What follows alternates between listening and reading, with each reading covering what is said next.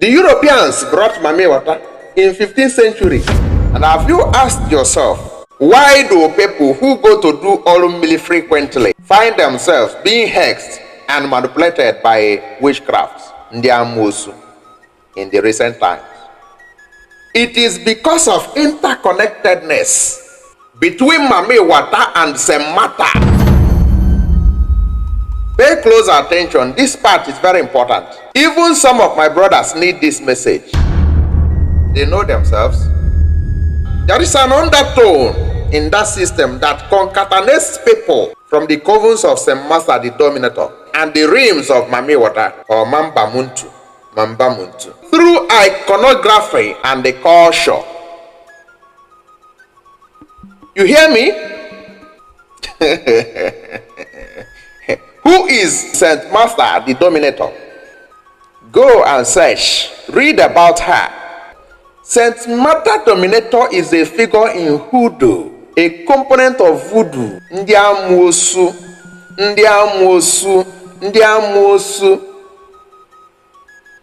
Things you practice that you don't know. Bulu Oru, different covens, not knowing it.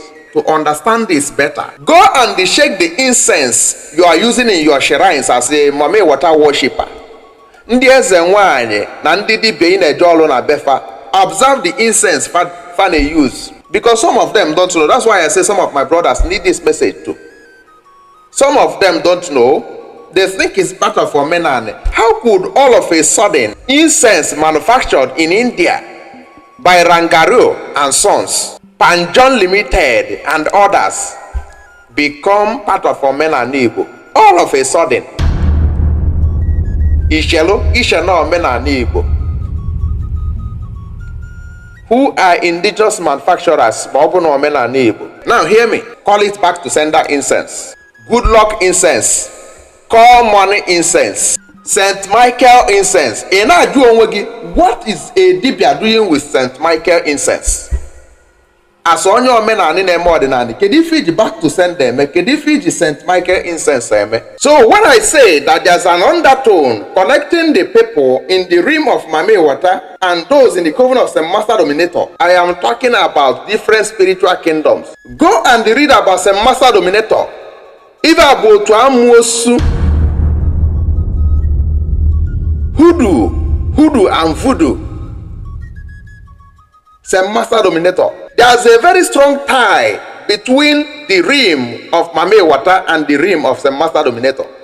They share different things in common, including symbols and the various practices. At the candle of an amo, my incense or food product kafane use.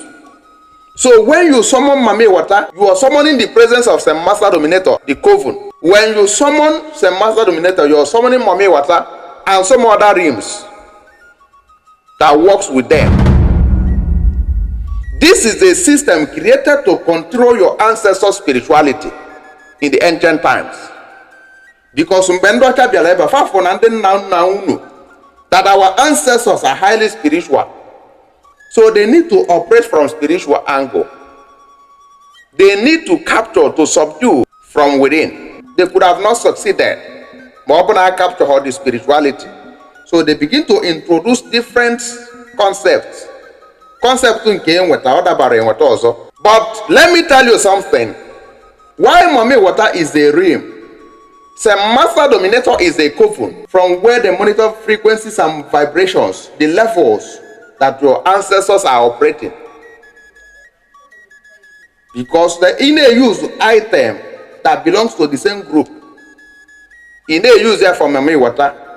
Whenever you start sending the signal, that your incense or the light of that your candle, it will start automatically to send signal to the entire coven, to the entire system. And because of that, you awake them and they will begin to monitor from the coven. If they want to disrupt you, if they want to interrupt you, if they want to mesmerize you, or from that place. Nobody worships Mamiwater and goes to cosplay. Dominator na agwageketa abo foreign witchcraft.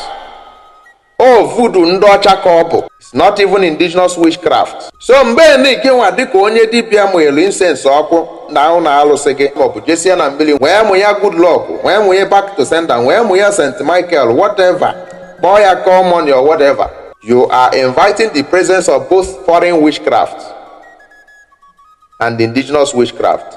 If chọrọ fa izusefa bịa ọra mmụọ na ọra mmadụ ka ị na-akpọ ma ndị amụsụ ife niile fa bịaba. Because that incense is dedicated somewhere, sharing something in common. In fact, sharing a lot of things in common with Saint Master Dominator. Stop practicing what you don't know. Anyị will our connection with mmiri dịka ndị Igbo, but not Mamiwater. Once open your faith of Mamiwater, look your life and look at somebody else whose relationship with mmiri na abụrụ Mamiwater. What we have with mmiri is deities. Alụsị dị iche iche dị na ndị Igbo were ebe fa bi na mmiri. I've said that before. So when you deviate from that ancestral root and start calling upon Mamiwater as your relationship in the water, putting their symbol in your house, look at yourself.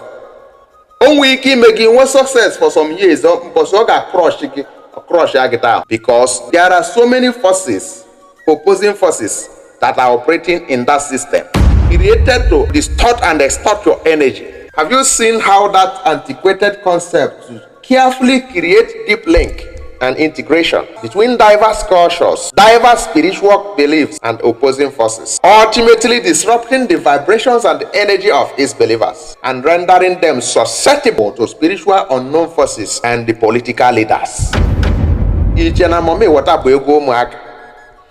Mamiwater is a very high spiritual game. It's a serious spiritual business.